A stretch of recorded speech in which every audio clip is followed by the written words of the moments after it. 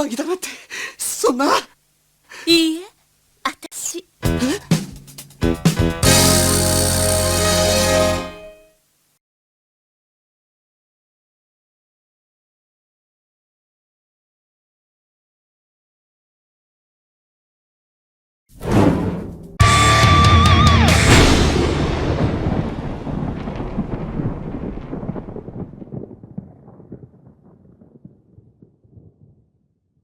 Hello there!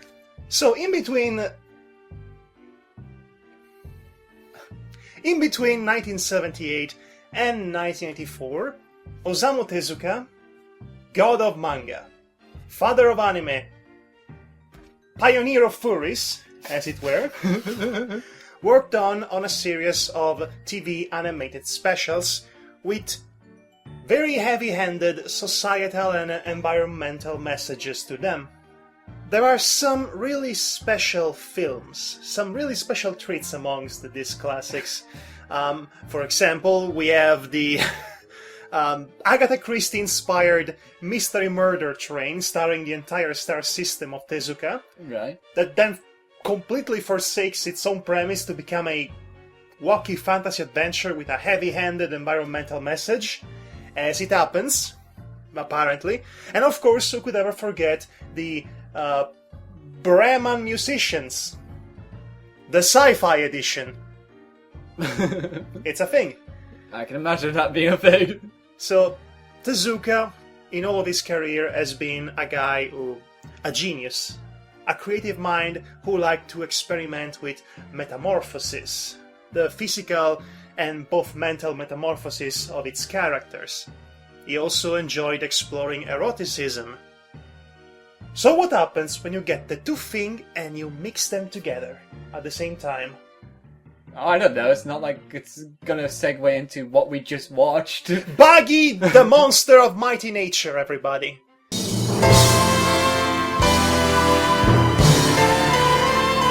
Let's talk about that. That was the last one of his animated specials. Yeah. We just saw it, so our memory of it is Very still fresh. relatively fresh about it, and we're going to talk about it. It's going to be a good chance to properly dissect this film, and also dissect what might have been the mindset of Tezuka, and what are his typical, stylistic choices and flaws as an artist, because as important as it is to the 20th century and the evolution of Japanese culture and animation and all of that, he had flaws. Let's not Yeah. let's not No bang around the chair for... No one's perfect. No one's perfect, like Tolkien. Except I actually like Tezuka, so there's that. Anyway, Bagi, the monster of knightly nature, I was about to say. I think you mean Bagi the Monster of Mighty Nature, or whatever it was called. Yeah, Mighty Nature, which is only the English title, Yeah. or, Bagi, just for shorts. Yeah, I think everyone... For shorts. Yeah, I think everyone knows it as Baggy for short. Bagi. Anyone who comes across the film will just call it Baggy anyway. There is a very specific reason why certain people might know about Bagi. Yes. Very special reasons.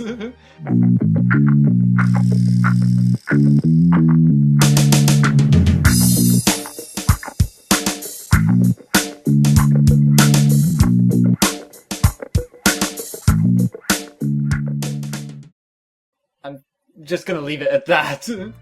So the film begins in the wild jungle desert of a non-specific South American country called the Republic of Monica. Yeah, it's I guess. It's set like a spaghetti western in the introduction. Well, judging that by the music, you'd think so. Yes, the music and the way the pans across the entire landscape with the sun setting or rising, depending on how it is. It definitely gives you that vibe that people are gonna duel at like noon. Yes, high noon.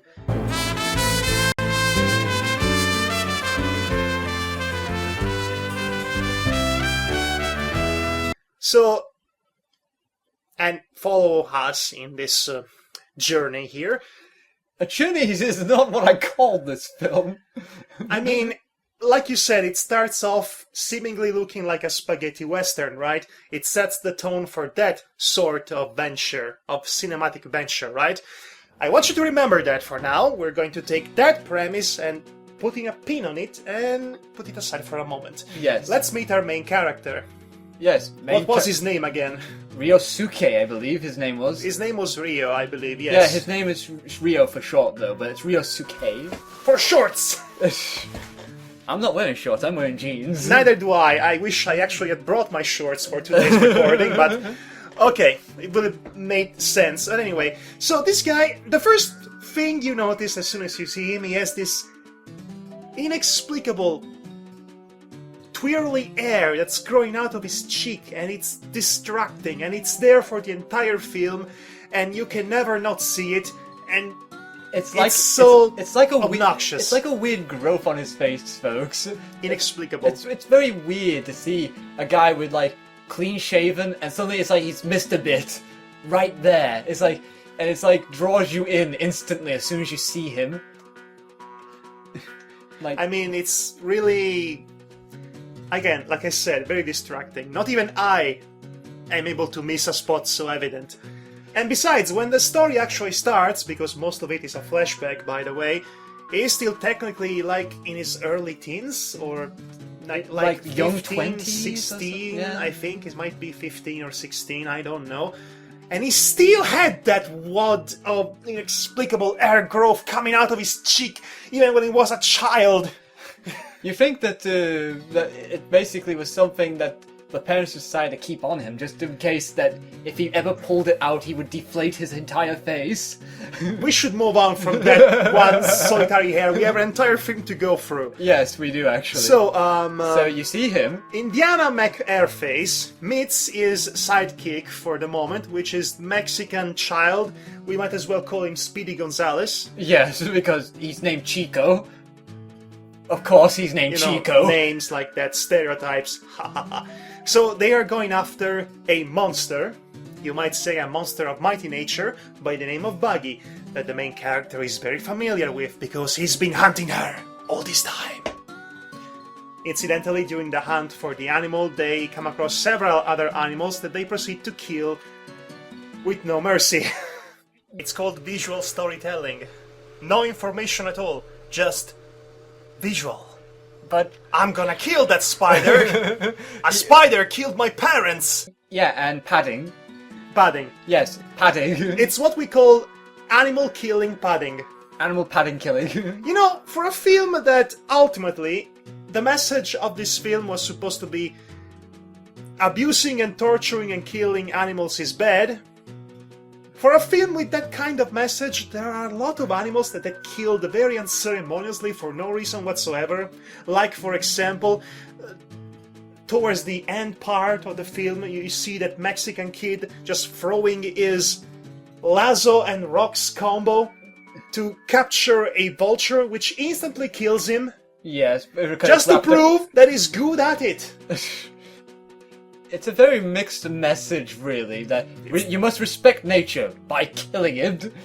Not a very good message. Not really, no. Not a very consistent tone. Speaking of which, let's flashback into the past when main character guy explains what his backstory is. Yeah, because suddenly it changes to Japan.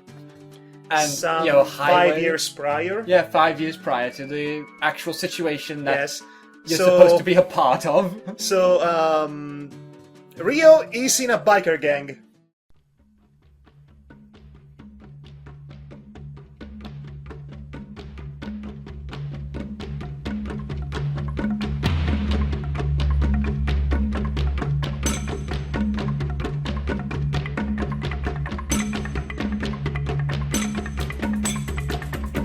So we went from spaghetti western to Akira in a heartbeat, essentially. Yes, and the only thing I took away from it is they see a woman on the bridge. They think it's a woman. I mean, it was so distant. It was dark. It was a dark silhouette during night atop a bridge. Some 50 meters away, and the leader of the biker gang is immediately able to recognize, hey, that's a woman! Let's bother her! Yeah, women! Yeah! Women! Girls! And, I mean, if he could tell just because of the red coat she was wearing, I said she was Carmen Sandiego. I'd say that, considering she was wearing a very specific kind of human, uncanny valley human mask, I would have thought that was a very weird episode of Courage the Cowardly Dog. You know, the mask episode. Yes, I remember that. Incidentally, there is also a cat woman with a human mask on her, and she goes around attacking people. So guess what happens here? So they bothered the wrong lady. Yeah. Thing, and as it were. And suddenly, Attack of the Killer Cat, which is not actually killed in the scene.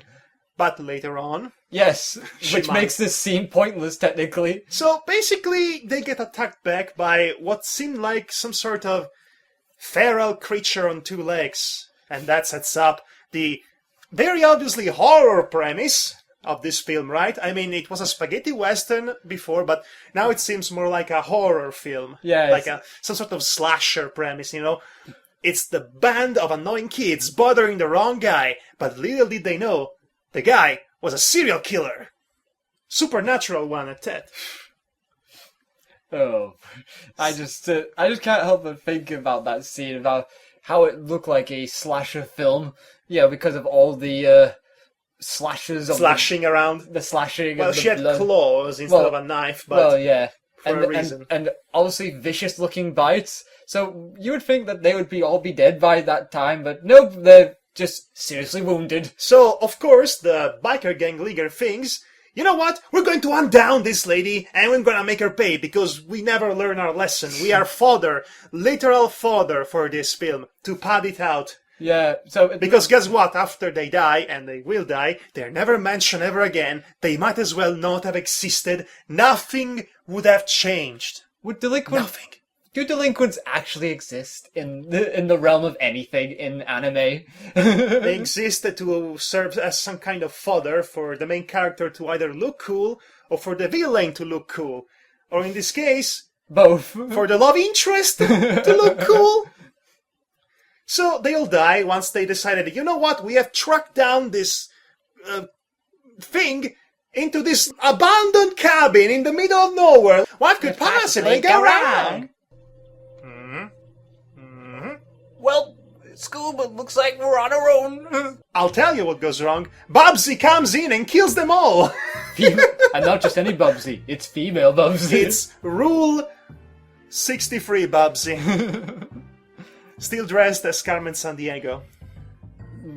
I actually forgot if she still wore the coat in that scene. Actually. She was covered in darkness by that point. Yeah, so she kills everybody in a spectacular and very predictable fashion. Yeah. I meant to say fashion. Yeah, fashion. Except main character guy. Why? Because... bedroom eyes. What? That's what she did? Okay, yes. So there's this scene in which she really looks like she has this very wanting eyes towards him, and then she actually show herself to him in the moonlight, which apparently we had a moonlight to begin with.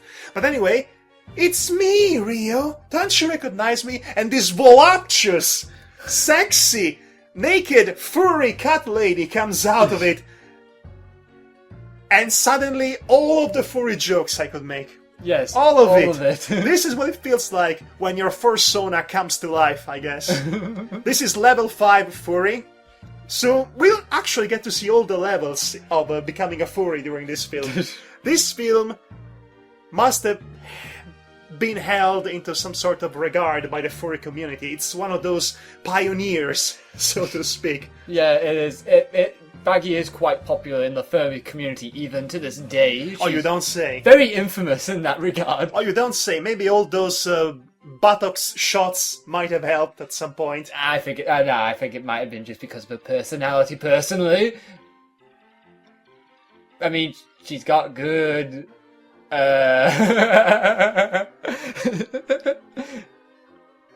Oh, keep going, keep going. she's striking as a person. Oh, she strikes all right. Yeah!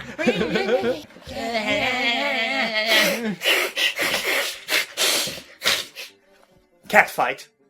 Yeah, well, lack of catfights in this, technically, Whatever. if you want to. So, of course, this is a very crucial scene. All of his friends are being killed savagely by this very voluptuous cat lady that makes you feel rather weird about yourself.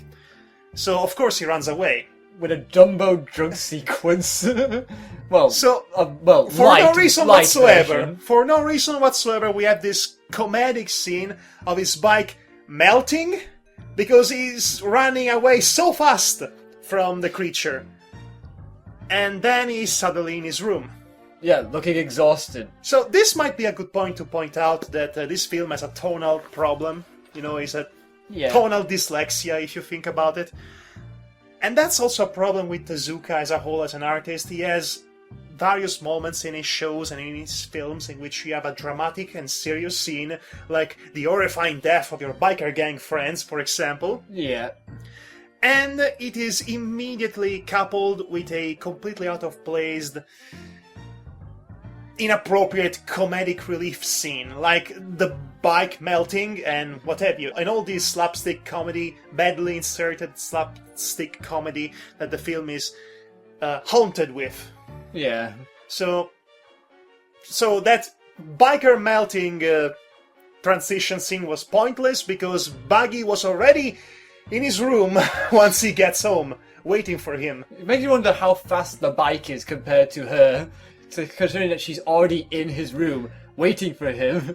Waiting, watching, Wanting. especially. So she proceeds to look all sexy and making all the flirtatious moves she could think of, while essentially, Telling main guy to smell her. oh yeah. So that's what gets me, you see, because he does end up recognizing her once he gets to smell her tail. The tail that she wrapped around his nose. Which, it makes sense, considering what we're shown in the flashback within the flashback that's about to happen. Yes. But you know how it looks like. The execution, the interaction between these two characters, it is so awkward and forced, and really actions are taken without really any sort of reasoning, come to think of it. Oh, and by the way, we went from horror film to awkward furry romance. Because that totally works and is totally bridgeable. No. So we have another flashback scene within the flashback scene, because that's always a good thing, in which in a very old-timey, old projector sort of aesthetic, we are shown what Buggy used to look like as a little cub, because here's the story. Cub was adopted by Rio's family as the pet, and he soon noticed that, oh my gosh, she's almost human in the way she acts. Yeah. Like, what does she do? She just basically stands up, able to dance, Yeah, aerobics. and aerobics, and all the other trimmings that you would get from... She can draw, apparently. Yeah, she can write She her can read. name. She can read. She can write. Right. And that. So, yeah, all the human stuff that everyone is obviously is all like, oh, look at that, she's different. Different! No, literally everybody was like that. Oh, Different.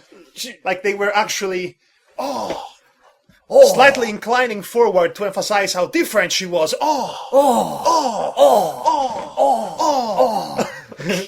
So different. And this is the point in which she essentially runs away, and then she suddenly shows up again, back again, when Back. when Air Cheek Man is a bit older. Of course. So, of course, she wants his help to figure out what she is, and all of a sudden, all of his biker gang friends being dead and savagely murdered, Sure, they don't matter anymore. sure, you killed all my friends, you know. But you are sexy. You are my pussy, after all. Oh, gosh. I'll do everything for the pussy. 2 hours later. What's new, pussycat? Whoa! What's new, pussycat? Whoa! Etc. Yeah. Oh, my God! gosh. I'm just gonna look away for now. Sorry. This better not awake anything in me. What's new, pussycat? Whoa, whoa, whoa. What's new, pussycat? Whoa, whoa, whoa, whoa. Pussycat, pussycat, I've got flowers and lots of hours to spend.